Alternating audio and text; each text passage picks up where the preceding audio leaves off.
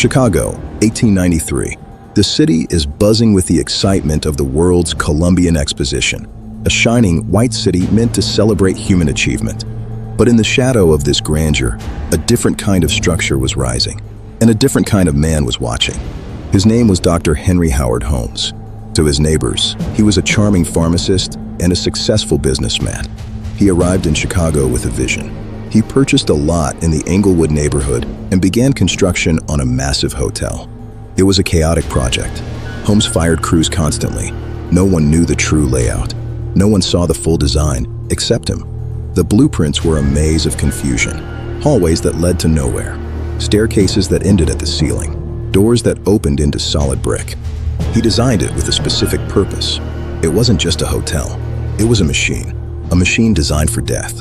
As the World's Fair opened, thousands flocked to Chicago. Many were young women, traveling alone for the first time, looking for lodging. Holmes welcomed them with a smile.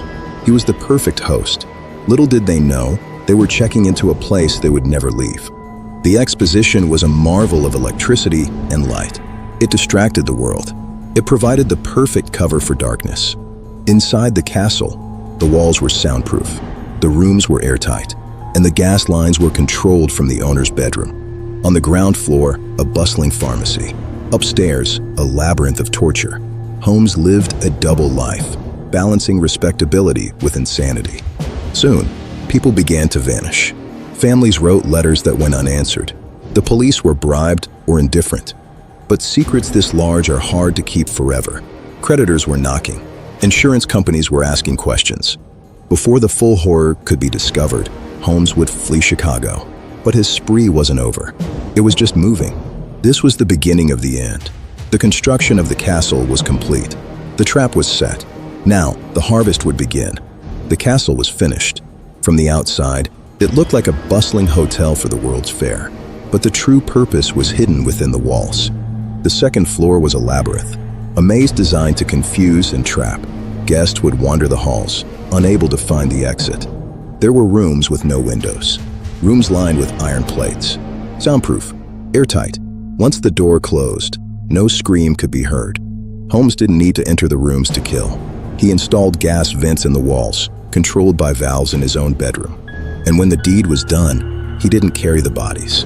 He built greased chutes, large enough for a human, leading straight to the basement. The basement was his workshop. Here, away from the prying eyes of the public, Holmes could do his work undisturbed. He stripped the bodies of their flesh. He was skilled with a scalpel, a skill he learned in medical school. He would sometimes sell the articulated skeletons to medical schools. He turned his victims into profit. For the rest, there were vats of acid and quicklime, and a massive kiln, hot enough to turn bone to ash. One of his first known victims was Julia Connor. She came to work for him. She and her daughter Pearl would never be seen again. He locked her in a vault. It was airtight.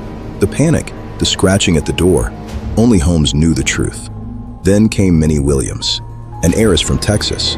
Holmes charmed her, married her, and convinced her to transfer her property to him. He killed Minnie. Then he invited her sister Nanny to visit. Nanny never left the castle either. But Holmes had an accomplice, Benjamin Pittizel, a carpenter with a drinking problem. He knew the secrets. He helped build them. Together, they hatched a new plan, not for murder, but for fraud, a $10,000 life insurance policy. As the World's Fair ended, the castle was becoming too dangerous. The investigation was heating up. They had to move. Holmes left his castle behind, but the machine he built inside him was still running, and his deadliest act was yet to come. Philadelphia, 1894. The World's Fair was over, but Holmes's greed was not. He and Pittizel arrived with a plan to cheat an insurance company. The plan was simple. Pittizel would fake his death in a laboratory explosion. They would find a cadaver to play the part. But Holmes had no intention of splitting the money. Why buy a cadaver when he had a partner worth more dead than alive? Pittizel was found dead, chloroformed, and then burned. To the police, it looked like an accident. To Holmes, it looked like payday. To collect the money, someone had to identify the body. Holmes brought in Pittizel's own daughter, Alice, to identify her father's charred remains. The insurance company paid. Holmes had the money, but he also had a problem. Pittizel's wife and 5 children. He told Mrs. Pittizel that Ben was alive and in hiding. He convinced her to let him take 3 of the children, Alice, Nellie, and Howard. He promised to take them to their father. Instead, he took them on a twisted journey across the Midwest and Canada. Enter Frank Geyer, a tenacious detective from the Pinkerton Agency. The insurance company suspected fraud and hired him to find the truth. Holmes sensed he was being followed. He moved the children from city to city: Cincinnati, Indianapolis, Toronto. Cruelly, he traveled with Mrs. Pittizel on a parallel route, never letting her see her missing children, fabricating letters from them. In each city, Holmes would rent a house. He would buy supplies: a large stove, a trunk, a shovel. Geyer was relentless. He retraced Holmes's steps, interviewing landlords and neighbors. He was looking for the children. The trail led to Toronto, to a house on St. Vincent Street. Geyer borrowed a shovel from a neighbor. What he found in the cellar would shock the world and seal Holmes's fate forever. Holmes was finally tracked down and arrested in Boston, but not for murder, only for insurance fraud. He thought he could talk his way out of it, but Geyer was digging up the truth, and the ghosts of the castle were about to speak. Detective Geyer stood in the cellar of the house on St. Vincent Street. The darkness seemed to press in on him. The earth was soft and waiting. He dug, and then he stopped. Alice and Nellie Pittizel, buried like trash, naked, asphyxiated. Holmes had used his gas chamber method. He forced the screaming children into a trunk, pumped in gas, and listened until the scratching stopped. The world gasped in collective horror. This wasn't just a swindler. This was a demon. The press branded him the archfiend. But the nightmare wasn't over. Geyer tracked the trail to Irvington, Indiana, to a lonely cottage surrounded by dead trees. Neighbors saw smoke. Thick, heavy smoke on a hot summer day. Holmes had been struggling with a large stove. Inside the chimney, Geyer found the remains of little Howard. Charred bones, teeth. Holmes hadn't just killed him, he had erased him. Carrie Pittizel's screams echoed the nation's horror. She had walked beside the devil himself, blind to his true nature. In Chicago, the police tore the castle apart. They ripped up the floors. They smashed the walls. They were hunting for ghosts. They found human hair clogging the chimney, bones in the acid vats, a bloody dress. The building itself was a corpse. In his cell, Holmes was calm, too calm. He denied everything with a cold, reptile-like detachment. The press fed his ego. He spun wild lies, playing games with the truth, enjoying the spotlight of his own atrocity. But the evidence was a mountain of bones. The trial was set. Philadelphia would be the stage for his judgment. He was charged with murder, the only one they could prove. But the ghosts of the children stood silently in the courtroom. The investigation was done. The horror was revealed. Now, the archfiend would face his reckoning. The hangman was waiting. Philadelphia, October 1895. The city of brotherly love hosted the trial of the century. The courtroom was a theater, and Holmes was the star. Holmes entered the court not as a man fearing death, but as a king holding court. He seemed amused by the proceedings. In a stunning move, he dismissed his own lawyers. He chose to represent himself. He believed he could charm the jury just as he charmed his victims. But then Detective Geyer took the stand. He laid out the trail of death, the bones, the teeth, the toy trunk found in the cellar. He presented a tin toy soldier found with the bodies, a small, silent witness to the atrocity. The jury wept. Holmes did not. The district attorney called him a moral degenerate, a demon in human shape. He painted a portrait of pure evil. Holmes cross-examined witnesses with icy calm. He tried to spin webs of logic, but the mountain of bones was too high to climb. Even his own wife, Georgiana, testified against him. The mask was slipping. The charmer was revealed as the butcher. The jury looked at him not with admiration, but with revulsion. They saw the wolf beneath the sheep's clothing. The closing arguments were a demand for justice, a demand for blood. The death penalty was the only option. The jury deliberated for only a few hours. The verdict was unanimous: guilty of murder in the first degree. The judge sentenced him to death. Holmes stood impassive, as if the sentence applied to someone else. He reportedly smirked as he was led away. He had one final act to play: the confession. The trial of the century was over. The archfiend was condemned.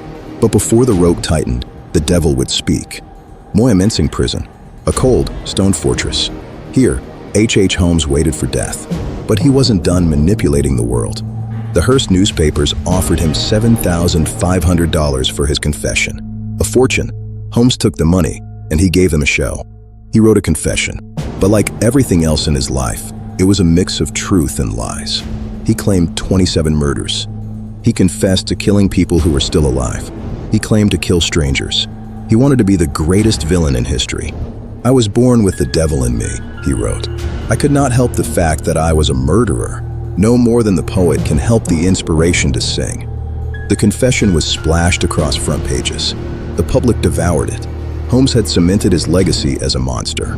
In a bizarre twist, he claimed to convert to Catholicism. He spent his final days praying, terrified of what waited on the other side. He wasn't afraid of hell. He was afraid of science. He demanded his coffin be encased in concrete to prevent grave robbers. The days ticked by. The appeals failed. The date was set, May 7th, 1896. The trapdoor awaited. The story was written. The money was spent. The only thing left was the rope. The devil was ready to go home. May 7th, 1896. The sun rose over Moyamensing Prison. H. Holmes ate a hearty breakfast of eggs and coffee. He seemed indifferent to his fate. He walked to the gallows with a steady step. He showed no fear, no remorse. He told the crowd, "I am innocent." The trapdoor awaited. The hangman adjusted the noose. Holmes asked for it not to be too tight. He was polite to the end. The black cap was placed over his head. The last thing he saw was the gray sky of Philadelphia. Then, the lever was pulled. The trapdoor opened. Holmes fell, but his neck did not break.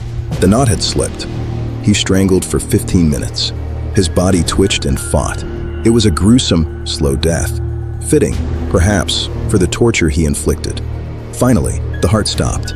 H. Holmes was pronounced dead. The Devil City had lost its architect. But Holmes had one final request. He was terrified of grave robbers.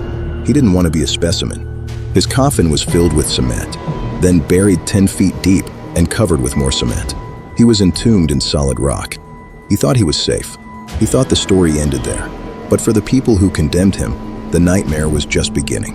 H. Holmes was buried in concrete, 10 feet deep. But almost immediately, the whispers began. The Holmes curse. Within months, strange deaths plagued those who condemned him. The judge, the jury foreman, the priest who heard his confession, all died suddenly. The castle itself could not survive. In August 1895, mysterious explosions rocked the building. The murder castle burned to the ground. Detective Geyer, the hero of the story, survived, but he was haunted forever by the memory of the children he found in the cellar. Rumors persisted for a century. Did he bribe the hangman? Did a cadaver hang in his place? Did the devil escape to South America? In 2017, to put the rumors to rest, his descendants ordered an exhumation. They drilled through the concrete. They found the coffin. The concrete had done its job. The body was perfectly preserved. DNA tests confirmed it. The devil never left Philadelphia. The castle is gone. A post office stands there now. But the legend of H. Holmes lives on in our nightmares. He was the dark mirror to the White City, America's first serial killer, the man who turned the modern world into a weapon. And as Holmes himself said, "I was born with the devil in me." Perhaps, in some dark corner of history, he always will be.